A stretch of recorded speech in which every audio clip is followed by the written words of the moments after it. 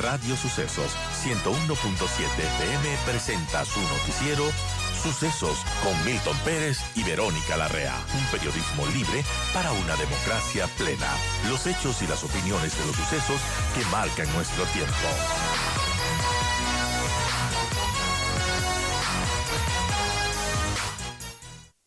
Bien, saludamos al general Wagner Bravo, él es el secretario de Seguridad Nacional, de Seguridad Pública. General, buenos días, gracias por acompañarnos. Otro fin de semana complicado en el país con el número de muertes violentas, lo que pasó en la Concordia con 8 muertes, las balaceras en la zona 8. ¿Qué es lo que está pasando? ¿Por qué no se logra contener esto? Buen día.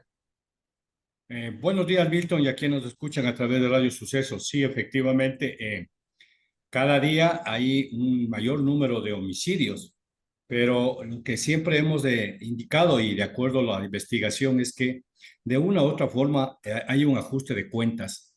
Hay un ajuste de cuentas entre las bandas que se disputan territorio y a otros también por el asunto de, supuestamente son los que denuncian para las capturas que hace el Estado de la droga.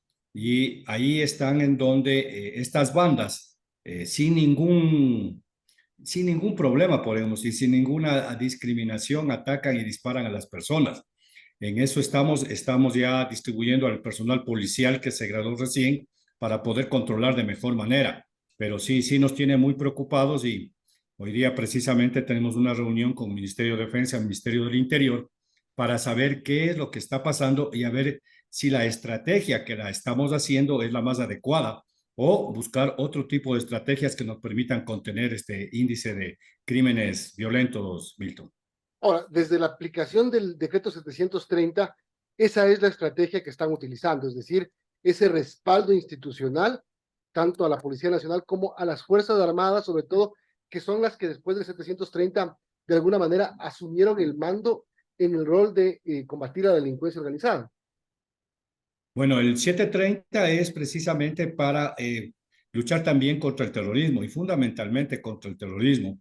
Y recién la semana pasada hemos tenido unos 2 actos terroristas porque el atacar a una UPC que está en las fuerzas del orden es un acto terrorista o en su defecto poner un explosivo.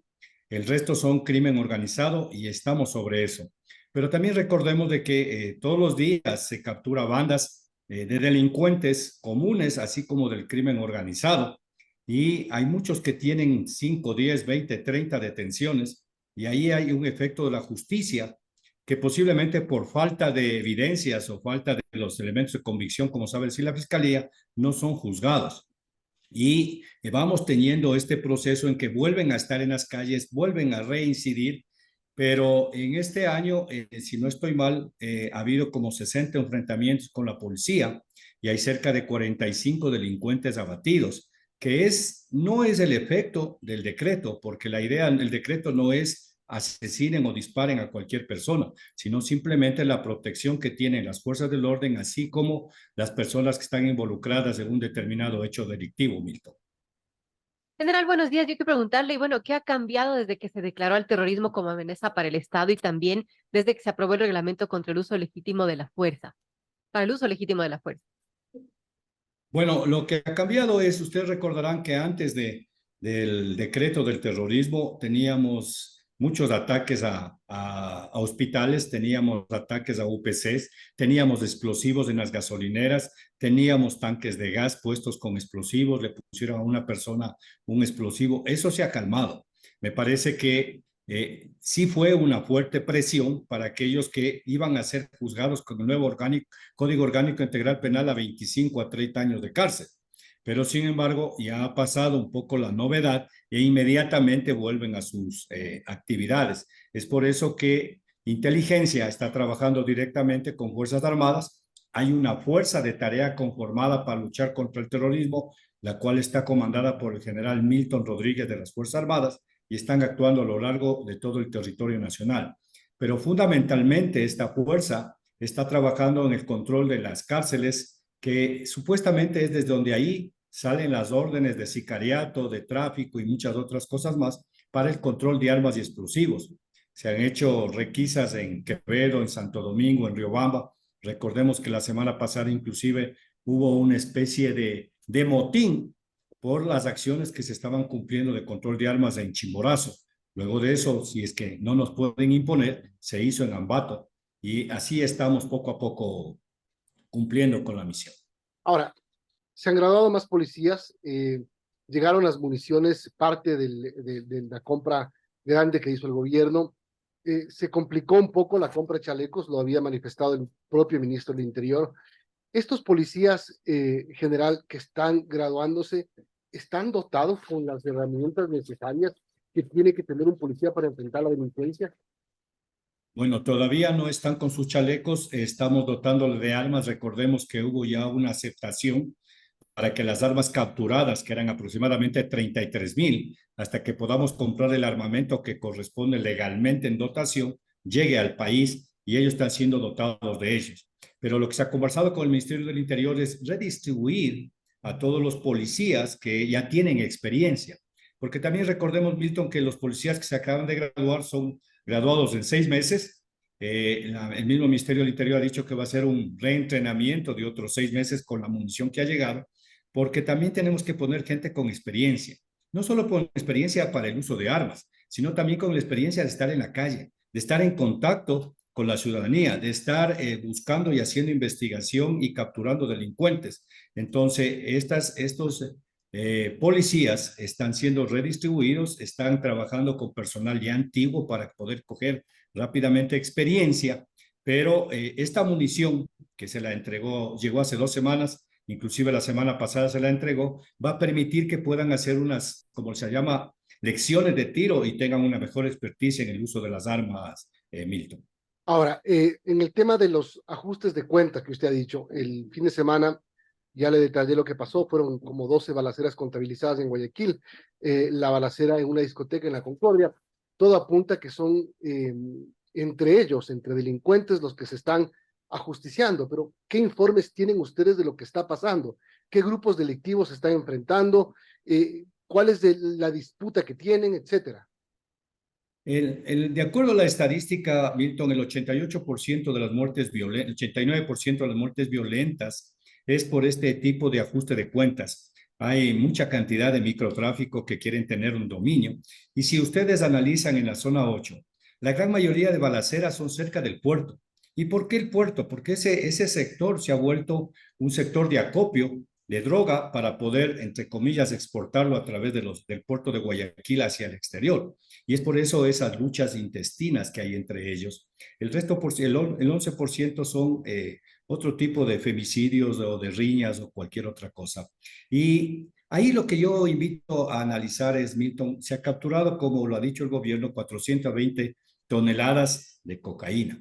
Si es que los delincuentes internacionales, estos narcotraficantes, están pagándoles a los delincuentes criollos que hacen el transporte y en cierta forma, entre comillas, vuelvo a repetir, la exportación, están recibiendo en cocaína, esa cocaína tiene que volverse dinero. Si no, ellos no van a poder sobrevivir solamente con la coca.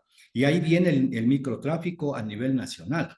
Ahí viene el microtráfico a nivel nacional, que si estamos hablando que les pueden pagar con un 10%, por poner un ejemplo, de esta droga capturada, de la que capturamos y de la que no capturamos también, aproximadamente hay unas 50 o 100 toneladas de cocaína que está para el uso del consumo nacional, que eso se vuelve en 5 millones de dosis. Le hemos pedido al señor ministro de Salud que nos indique cómo ha crecido el microtráfico en el país y el consumo de las personas.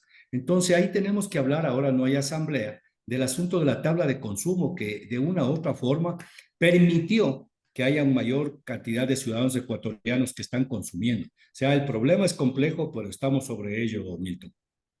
8:55, estamos hablando con el general Wagner Bravo, secretario de Seguridad Pública del Estado. General, en otro tema, escucho muchos candidatos a la presidencia que se refieren al tema de seguridad y se refieren a que hay que militarizar los puertos y las fronteras. ¿Esto por qué no se ha hecho ahora?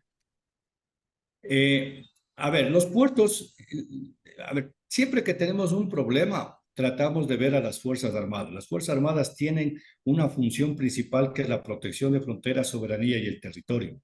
Y por ahí anda un video del señor Topic, que se ha ido a la línea de frontera. Y si se escucha bien, hay una persona A lo largo de la línea frontera del norte, por poner un ejemplo, que son 740 kilómetros, el 80% es selva, tanto en Esmeraldas cuanto en Sucumbíos y Orellana. Y por lo tanto, en la parte de la sierra, las fronteras viven del comercio informal. Para ellos, para nosotros, autoridades, es contrabando. Y lo que se dice es que una persona que tiene una finca o una hacienda en la línea frontera, que recordemos la línea frontera con Colombia en la provincia del Carchi, es una sequía. O sea, sí, hay que tener cuidado, porque es una sequía. Una sequía de riego de agua tiene 1,50 m, 1 metro de ancho. Y una vez se cambia a Colombia o el Ecuador porque realmente no está perfectamente limitado con un río, por ponerlo así, como sucede en la provincia del Oro. Y por lo tanto, la persona que tiene una hacienda le ha permitido pasar. ¿Y para qué permite pasar? Para el contrabando. No solamente es que vienen armas, de drogas, de precursores, viene también el café, vienen también los televisiones, vienen también el arroz, va también el gas. Es un intercambio informal para ellos que es una forma de sobrevivencia que no solamente es nuestra frontera, es en todas las fronteras del mundo. Y ahí viene también el proceso de este tráfico de estupefacientes. Es por eso que se está incrementando el número de policías para poder abstraer a las Fuerzas Armadas y que Fuerzas Armadas puedan realmente cumplir con su función en la línea de frontera. Pero recordemos que Fuerzas Armadas está en la Fuerza de Tarea en Durán, está en la Fuerza de Tarea en el Guayas, está en la Fuerza de Tarea para permitir el control de las cárceles. Es decir, Fuerzas Armadas se está utilizando en muchas actividades y de cierta forma están descuidando un poco su función principal, que es la línea de frontera. Pero que podamos blindar totalmente la frontera, tenemos que abstraerle a la ciudadanía. De ahí vengo yo y digo que era un buen proyecto esto de las zonas francas, que fue negado por la Corte Constitucional. Estuvimos en Macará inaugurando el CEBA. Macará realmente, el punto más sureño del país, ¿de qué vive? Vive de lo mismo que estoy hablando del comercio informal. Entonces yo le decía al señor alcalde, hagamos una zona franca, para que la ciudadanía, para que el pueblo tenga otra forma de actuar, otra forma de ingresos, otra economía, y podríamos salir adelante abstrayéndole del comercio informal. ¿Qué nos hizo la Corte Constitucional? Nos cortó. Si eso pudiéramos hacerlo en Tulcán o en el Carchi, eso pudiéramos hacerlo en Esmeraldas, yo creo que podríamos abstraerle a la ciudadanía de este comercio informal, en donde se cruzan también las armas, los explosivos, la droga, complejo, pero lo estamos buscando cómo hacer. General, dos temas para finalizar. Primero, el COSEPE se reunió la semana pasada, declaró la lucha anticorrupción como prioridad nacional y en el punto 6 dicen, en el punto 6, sí, disponer a la Secretaría de Gestión de Riesgos, a ver, estoy confundido, yo estoy con el tema del niño, en el punto 6 del tema del COSEPE sobre la lucha anticorrupción, disponer a los servicios de inteligencia, trabajar inteligencia y contrainteligencia en el tema de la corrupción. Sobre esto, ¿qué papel cumplirá la Secretaría de Seguridad Pública? Y el tema siguiente, si era el fenómeno del niño, el presidente también firmó un decreto para declarar prioridad nacional atención a los eventos del fenómeno del niño, y ya se decidieron algunas acciones que van a ocupar mucho del tiempo y trabajo de policía y Fuerzas Armadas. Milton, el Ecuador es un país rico en minerales, rico en gente, rico en biodiversidad, pero que también tenemos muchos problemas. ¿Por qué declararle de prioridad la lucha contra la corrupción? Porque necesitamos eliminar a aquellos que están financiando al crimen organizado, al terrorismo, a la minería ilegal, al tráfico de armas, a los coyoteros. Y porque la norma en un país educado y con buena educación, con respeto de quienes nos escuchan, es que los principios y valores y la convivencia pacífica sea transversal a todas las actividades. Pero ahora lo que se nos ha vuelto este antivalor, que es la corrupción y la coima por todos lados, está transversal a todas las actividades de los ecuatorianos. Desde que yo le doy un dinero para que me haga un trámite, desde que yo no tengo un papel y pongo un dinero, y hasta la corrupción de cuello blanco, como se dice. ¿Y por qué entra la Secretaría Nacional de Seguridad Pública del Estado? Es porque realmente es una amenaza. Y necesitamos ir sobre los capos. Necesitamos seguir aquellos que de nada nos sirve, por poner un ejemplo, que tengamos la cárcel llena de mulas, de que ellos se capturan con el vehículo en el aeropuerto cuando no vamos sobre las cabezas. Entonces, la idea fundamental es que la Secretaría Anticorrupción, con la Secretaría General de la Administración Pública, estamos conformando un sistema nacional anticorrupción, que tenga un Consejo Nacional Anticorrupción, que en cada una de las instituciones del Estado haya una sección como asuntos internos que tiene Policía y Fuerzas Armadas, para que podamos detectar, fuera de lo que hace la Contraloría, los actos de corrupción y los prevengamos. Y que vayamos con la UAFE, vayamos con la aduana, a localizar a estas grandes mafias que tienen los recursos y que lo dispersan el dinero a nivel nacional a estos delincuentes criollos, a los delincuentes internacionales. Si podemos golpear esas cabezas, estamos rompiendo toda la estructura, Milton. Y ahí la función mía es coordinar y planificar a todos los órganos ejecutores. Y ahí tú también hablabas de la función que nosotros vamos a cumplir, de nosotros también la planificación y la coordinación en cuanto al fenómeno del niño, que bien lo dices tú, nos va a ocupar muchísimo tiempo. Parece que hay un 90% de que va a llegar de moderado más o menos, y ojalá no llegue, pero ya estamos preparándonos, por eso la cadena del señor presidente, por eso es la sesión permanente del Comité Nacional de Emergencias. Tenemos que prepararnos, pero tomando una cosa en cuenta, Milton, que responsabilidad directa son de los gobiernos autónomos descentralizados, es decir, las parroquias, los cantones y las prefecturas, que se les está pidiendo que tengan sus planes para ver cuál es su real capacidad. Y cuando su real capacidad sea sobrepasada, pues entrará el Sistema Nacional a apoyarles para evitar que tengamos unas repercusiones graves. Ninguna emergencia de orden natural se la puede evitar como el fenómeno del niño. Tendremos que pedirle a Dios que vaya bajando, pero va a llegar. Y si lo podemos mitigar con las acciones de prevención, qué bueno. Y no solamente eso, tenemos que prepararnos todos los ecuatorianos, Milton, como el asunto de la erupción del volcán Cotopaxi. Sí, el país, a más del crimen organizado, está complicado ahora con el fenómeno del niño, pero tenemos que enfrentarlo. Todos tenemos que enfrentarlo, de tal manera de que hemos pedido que sea el poder del Estado. Y en el poder del Estado estamos todos, Milton. Bien, general, quiero agradecer. Le agradecemos por habernos acompañado hoy para contarnos los planes que tienen de aquí en adelante. Gracias y buenos días.